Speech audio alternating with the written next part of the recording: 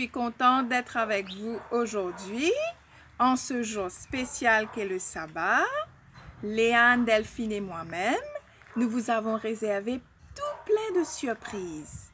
Alors, restez à l'écoute, ne bougez surtout pas, plein de choses intéressantes vous attendent.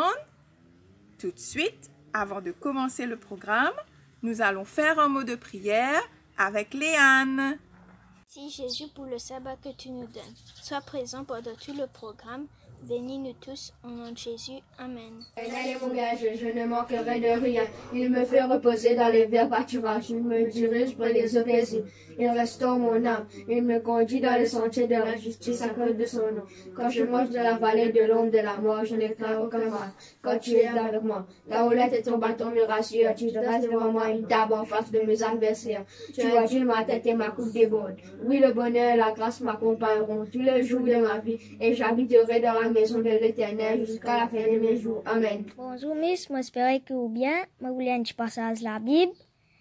Apocalypse, chapitre 22, versets 20 et 21. Celui qui atteste ces choses dit oui, je viens bientôt. Amen. Viens, Seigneur Jésus. Que la grâce du Seigneur Jésus soit avec tous. Jésus m'aime énormément. Dans la Bible c'est écrit, tous les enfants sont à lui. Ils sont petits et lui est grand. Oui, Jésus m'aime. Oui, Jésus m'aime. Oui, Jésus m'aime, la Bible me le dit. Quel monde au bord du lac aujourd'hui! Mais c'est incroyable, il y a toute la ville qui s'est déplacée, mais qu'est-ce qu'ils font là? Ah mais ils attendent Jésus! Ah ben le voilà justement avec ses amis en bateau. Alors il débarque, les gens se pressent autour de lui, et il lui parle, il lui pose des questions, il veut être guéri, il s'approche de lui. Puis, c'est qui ce monsieur qui court là-bas au fond? Regardez comme il est pressé, il arrive! Ah, je le connais, c'est Jairus. Tu sais, le directeur de la maison de prière, celui qui a une fille. Jésus, s'il te plaît, s'il te plaît. Il pousse tout le monde, il essaye de se faire une place, etc. Puis il arrive au pied de Jésus, puis il lui dit: écoute Jésus, j'ai qu'une fille, elle est malade, elle est en train de mourir. Si tu viens pas, tout est fichu. Alors Jésus dit: d'accord, je viens. Et tout à coup il s'arrête. Il dit: dis donc, il y a quelqu'un qui m'a touché. Mais c'est normal, t'as vu le monde qu'il y a? Tout le monde nous coince, on étouffe à moitié. Et puis toi tu dis: qui m'a touché? Mais tout le monde te touche. Il dit: non. Il y a quelqu'un qui m'a touché parce que j'ai senti une force qui sortait de moi. Alors tout le monde se regarde, il dit: c'est moi, c'est pas moi. Et tout à coup, une pauvre petite femme qui arrive, qui se met par terre, et puis qui dit: écoute Jésus, c'est moi. Mais tu sais, je suis malade depuis des années. J'étais chez un médecin et puis chez un autre, ils m'ont pris tout mon argent et je vais même pas mieux. Alors j'ai pensé que si au moins je touchais le bord de ton vêtement, je serais guérie. Alors Jésus la regarde et lui dit: tu as eu raison d'avoir confiance. Parce que tu es guéri, tu peux rentrer chez toi. Et Jairus, pendant ce temps, il attend, il piétine. Alors, il s'apprête à partir avec Jésus, il le tient par la manche. Et puis voilà son serviteur qui arrive, qui lui dit: écoute Jairus, c'est trop tard. Ta fille, elle est morte. Pauvre Jairus. Jésus lui dit: écoute, aie confiance, on y va. Alors les voilà qui arrivent dans la rue, près de la maison de Jairus. Il y a du monde, les gens crient, les gens pleurent, il y a du bruit, il y a des gens qui jouent de la flûte. Et puis Jésus qui arrive avec Jairus et il dit: elle n'est pas morte, elle dort. Alors là, les gens commencent à se moquer de lui. On a bien vu qu'elle était morte. Elle respire plus. Elle a les yeux fermés. Elle bouge plus. Il y a tellement de bruit que Jésus fait sortir tout le monde de la maison. Il rentre avec ses disciples, avec le papa, avec la maman. Il arrive dans la chambre. La petite fille, elle est couchée. C'est vrai qu'elle est morte. Et puis Jésus la prend par la main puis lui dit: alors jeune fille, on se lève? Et elle s'assied. Vous imaginez l'explosion de joie, tout le monde qui s'embrasse, tout le monde qui chante, tout le monde qui danse. Mais Jésus qui a bien les pieds sur terre, dit: eh bien maintenant, il faut lui préparer un petit déjeuner. J'espère que vous avez apprécié la leçon. Comme vous avez vu dans l'histoire, cette femme était très malade pendant de longues années, mais elle a cru en Jésus, elle a seulement touché le bord de ses vêtements et elle a été guérie. Jairus aussi ne connaissait pas Jésus. Il a seulement demandé à Jésus de guérir sa petite fille malade. Lui aussi, il a cru et sa fille a été guérie. Eh bien, vous aussi, chers petits, si vous croyez de toutes vos forces que Jésus peut faire quelque chose pour vous et que vous priez très fort, je suis sûre que Jésus vous répondra. C'est la leçon du jour. Tout de suite, nous allons écouter l'histoire qui a été préparée et envoyée par Yanis. Bonjour les enfants, j'espère que vous allez bien. Je vous souhaite un très bon sabbat. Alors, c'est moi qui vais vous raconter l'histoire ce matin. Et j'aimerais pour cela que vous puissiez réfléchir à un ami qui aurait donc de plus beaux habits que vous, une plus belle paire de chaussures que vous, ou qui aurait une plus belle maison ou une plus belle voiture. Alors, quel sentiment ressentez-vous ? Très certainement, vous avez déjà ressenti le sentiment de la jalousie. Et ce matin, je vais vous raconter l'histoire de 3 garçons qui justement ont expérimenté ce sentiment de jalousie. Alors, venez avec moi dans le monde de Marc, de Matthieu et de Thomas.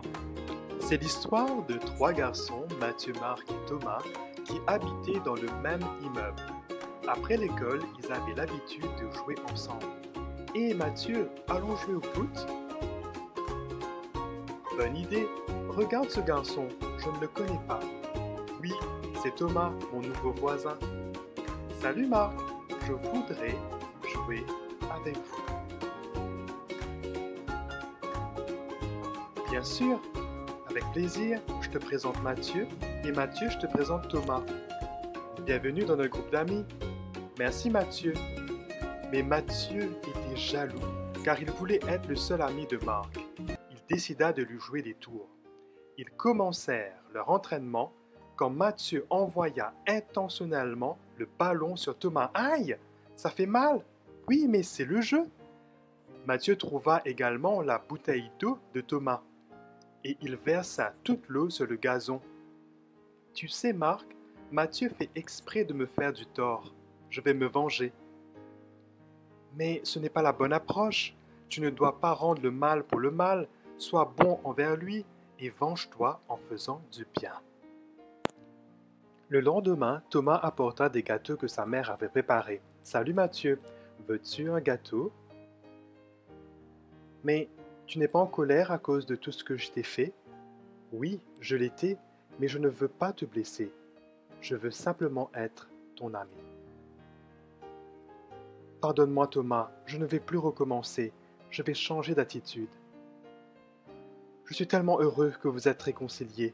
Savez-vous ce que vous avez expérimenté? La règle d'or de Jésus. Faites pour les autres tout ce que vous voudriez qu'ils fassent pour vous. » Ces 3 garçons restèrent de bons amis. Alors les enfants, j'espère que vous avez aimé cette petite histoire. Donc la morale de l'histoire, c'est qu'il ne faut jamais être jaloux de ce que les autres ont. D'ailleurs, notre Dieu nous a donné les 10 commandements et le 10e de ces commandements nous parle de « tu ne convoiteras point. C'est-à-dire que tu ne seras jamais jaloux de ce que les autres ont. Tout simplement parce que la jalousie provoque en nous des sentiments négatifs, nous pousse à faire des choses qu'il ne faut pas, à avoir des pensées qu'il ne faudrait pas avoir et même détruit l'amitié avec nos copains et nos copines. Donc, il ne faut jamais être jaloux de ce que les autres ont et à se contenter de ce que Dieu nous a donné. C'est lui qui sait ce que nous avons besoin et nous donne tout ce dont nous avons besoin. Donc, ne soyons jamais jaloux de ce que les autres ont. Je vous souhaite donc une bonne continuation et à la prochaine.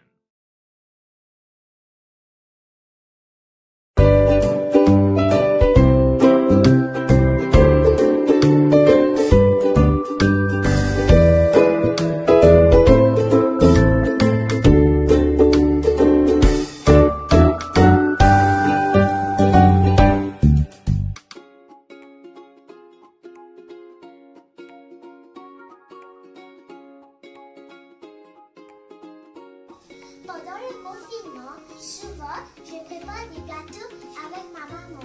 Aujourd'hui, pour le thé, je prépare des thé-quoi. J'ai fait la vaisselle pour aider maman. Au revoir. Je m'occupe de mon chien et il s'appelle Nero. Au revoir.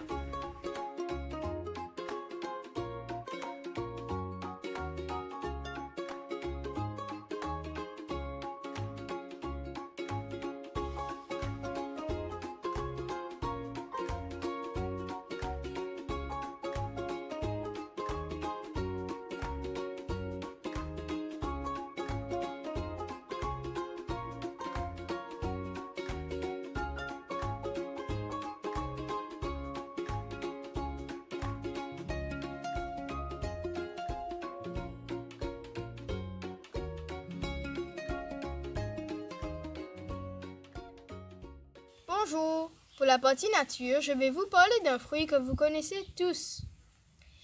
C'est le fameux ananas.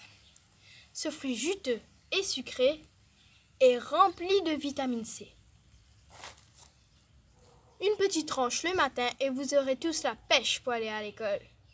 Mais comment fait-on pour avoir un bel ananas? Venez, allons le découvrir. On prend la partie du haut, qui est la couronne, et on la place en terre. Après quelque temps, le fruit va sortir de là.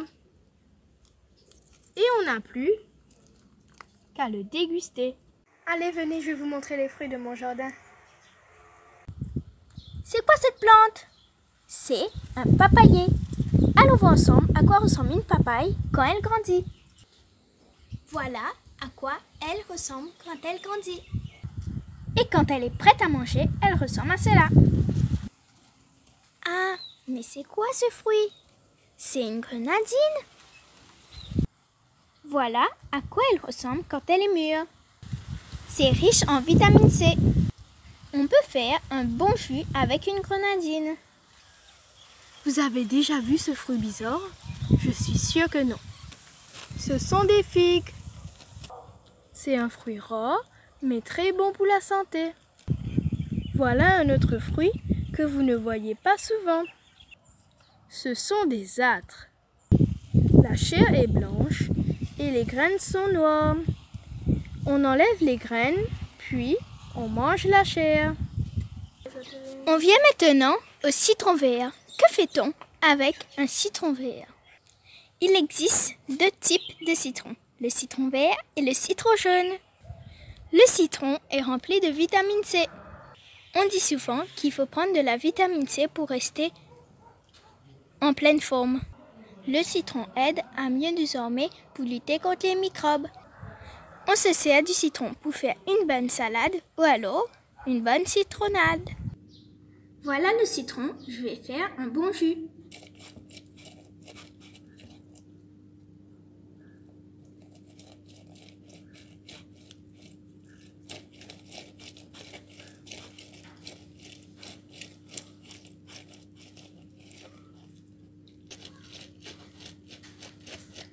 Et voilà.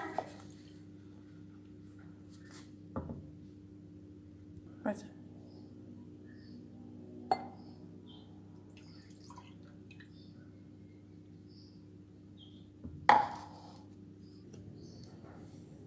Un peu de sucre et un peu d'eau et le tour est joué. Et voilà ma limonade.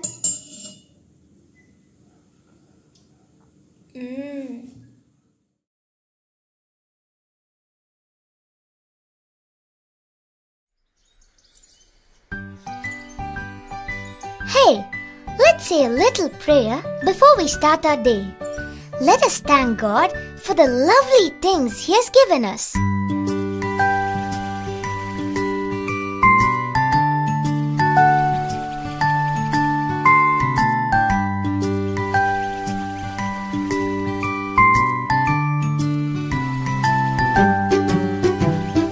God's love is so wonderful. God's love is so wonderful. God's love is so wonderful. Oh, wonderful love.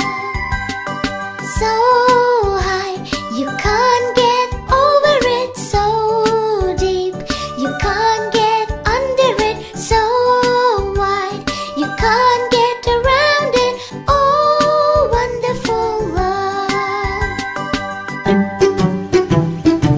Let us sing it again for all that He has given us.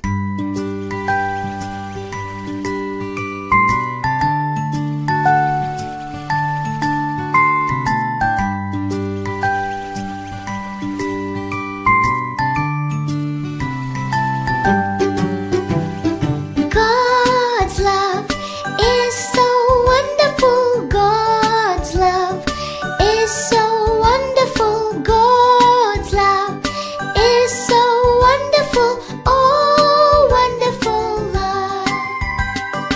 So high, you can't get over it. So deep, you can't get under it. So wide, you can't get around it. Oh, wonderful love. Thank the wonderful Lord.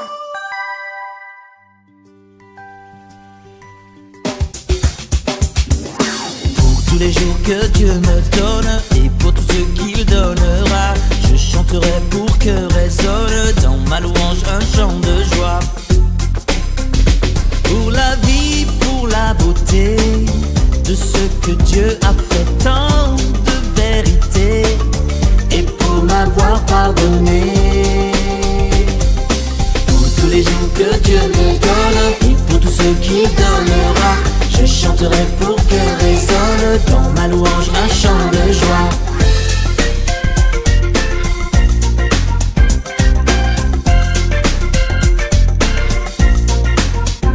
Qui pourrait imaginer un tel amour? Je sais que je ne pourrais jamais l'égaler. Pour tous les jours que Dieu me donne et pour tout ce qu'il donnera, je chanterai pour que résonne dans ma louange un chant de joie. Venez les enfants, venez louer, chanter un chant de joie. Je chanterai, alléluia. Venez louer le Seigneur, jamais l'égaler. Un chant de joie. I'm gonna praise you, Lord, I'll praise you. I'm gonna praise you all my days. I'm gonna praise you, Lord, I'll praise you. I'm gonna praise you all my days. Pour tous les jours que Dieu me donne et pour tout ce qu'il donnera, je chanterai pour que résonne dans ma louange un chant de joie. Louez le Seigneur. Bonjour tout le monde, je suis Richard Thomas, mais tout le monde me connaît comme Richie. Je suis chauffeur d'autobus à la CNT. Depuis le confinement, le quotidien a beaucoup changé, à la maison aussi au travail. Je ne travaille pas tous les jours car le travail a beaucoup diminué, comme par exemple moins de passagers et moins de trajets. Au travail, nous devons obligatoirement porter des gants et des masques. Quand je rentre à la maison, mes enfants ont l'habitude de me faire des câlins. Mais depuis le confinement, quand je rentre à la maison, je laisse tous mes affaires à l'extérieur. Et puis je rentre directement dans la salle de bain. Je ne laisse pas mes enfants se rapprocher de moi à cause de la contamination. Je vous présente mon collègue, M. Assok. Il est de l'église de Glenpark. Il est le contrôleur et nous travaillons ensemble. Tous les passagers doivent désinfecter leurs mains avant d'entrer dans le bus.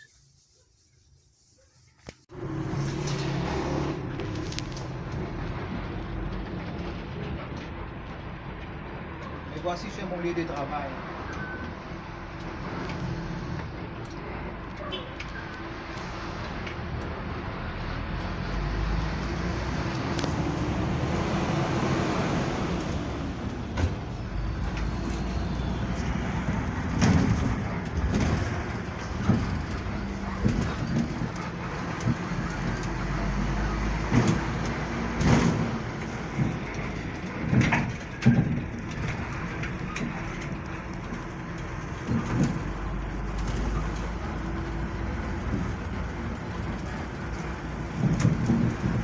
Il y avait Codon.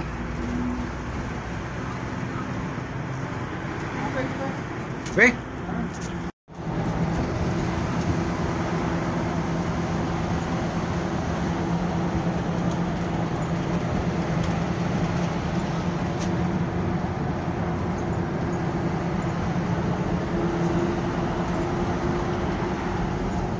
Je remercie Dieu pour sa protection quand il a dit dans sa parole, Ésaïe 41, verset 10.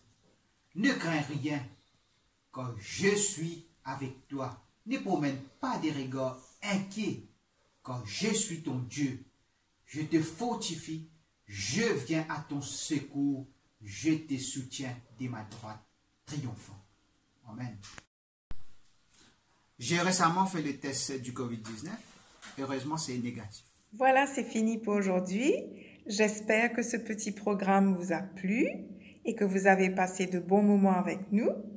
Avant de vous quitter, je vais vous demander de fermer les yeux. Je vais dire un mot de prière. Seigneur, merci de ce que tu nous as donné l'occasion de pouvoir chanter ensemble, de pouvoir prier, de pouvoir écouter les belles histoires de la Bible en ce jour spécial, en ce sabbat. Seigneur, merci pour la famille que nous avons. Merci de ce que nous avons pu retrouver nos petits camarades de l'école du sabbat. Et ce matin, je voudrais te prier spécialement pour tous ceux qui travaillent dans les transports communs. Puisses-tu, Seigneur, les protéger alors que nous vivons les temps difficiles et puisses-tu, Seigneur, écouter notre prière qui monte vers toi. Merci pour tout ce que tu fais et pour tout ce que tu feras pour chacun de nous. Au nom de Jésus. Amen. Voilà, je vous dis à très bientôt.